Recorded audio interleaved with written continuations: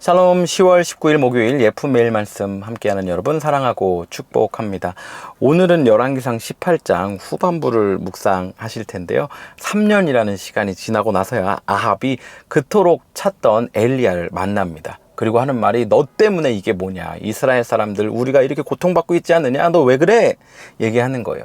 그러니까 엘리야가 아합에게 말하길, 이게 왜 나 때문입니까? 왕과 왕의 집 사람들이 하나님을 떠나고 바알을 숭배했기 때문에 일어난 사건입니다 라고 이야기합니다.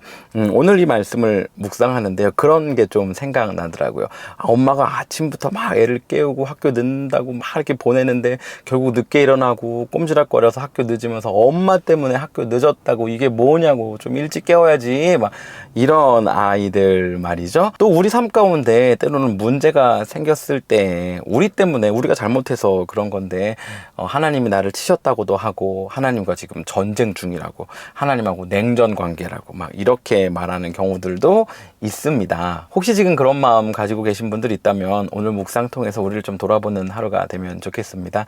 사실 오늘 이 열왕기상 18장 후반부는요, 그리스도인들에게 이해하기 어려운 본문은 아닙니다. 왜냐하면 하나님 말씀 듣지 않은 아합 때문에 비가 내리지 않았고, 이로 인하여서 고통받는 시간들이 있었기 때문이죠. 그리고 그것을 이해하는 것이 아주 자연스럽습니다. 그런데 여러분, 한번 아합 입장에서 생각해 보세요.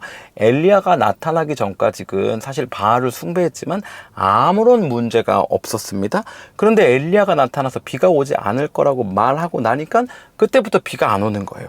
얼마나 엘리야를 찾아다녔습니까? 그런데 3년이 넘는 시간 동안 엘리야를 찾을 수가 없는 거예요. 얼마나 애가 탔겠습니까? 얼마나 많은 피드백들이 있었겠어요. 이세벨 아내는 빨리 엘리야 잡아오라고, 내가 오늘 엘리야를 죽어야 된다고 하는 이런 압박이 있었겠지 않습니까? 그러니 엘리야가 나타났을 때 이와 같은 반응, 어쩌면 아합에게는 당연한 걸 수 있습니다.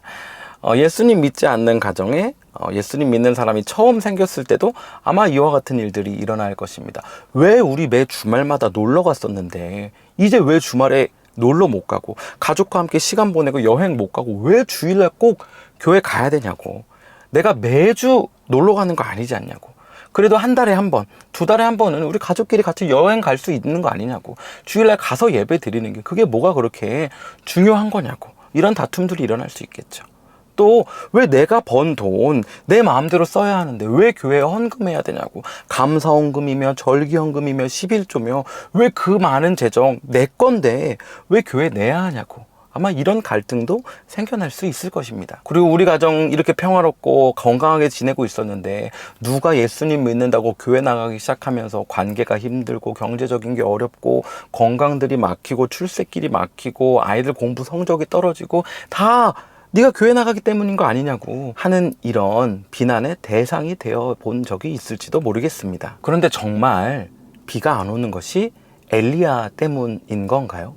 그리고 비가 안 오는 것이 정말 나쁘기만 한 건가요? 표면상으로 보면 비가 안 오는 것이 엘리야 때문일 수 있습니다. 왜냐면 앞서 말씀드린 것처럼 엘리야가 입으로 그 말을 꺼낸 이유, 비가 오지 않기 때문이죠. 그런데 그 표면적인 거 말고 그 말을 왜 하게 됐고 그 말이 어디서 왔느냐가 중요한 것이죠. 그러니까 비가 안 오는 것이 삶이 팍팍해지고 힘들어지고 있는 그 상황이 엘리야를 탓하고 하나님을 탓하는 시간이 아니라 우리의 삶을 돌아보고 돌이켜야 하는 시간이라는 것입니다. 삶이 심심하면 아들을 낳아보라는 말이 있잖아요. 여러분, 삶이 힘드세요? 그러면 하나님께로 돌아와야 하는 시간입니다. 이건 예배의 자리로 나아오세요 하는 퍼블릭을 향한 메시지이기도 하지만요, 예배에 잘 참석하고 있는 저를 비롯한 모든 목회자들에게까지 우리의 어떤 표면적인 모습이 아니라 우리의 마음을 하나님께 온전히 돌이켜야 하는 때라는 것입니다. 오늘 하루 살면서 그런 우리의 마음을 좀 하루 돌아보면 좋겠고요. 혹시나 하나님을 향한 원망이 있었다면 그 원망이 하나님을 향한 갈망으로 바뀌는 시간 되기를 간절히 소원합니다. 그렇게 살 우리를 응원하며 오늘도 샬롬입니다.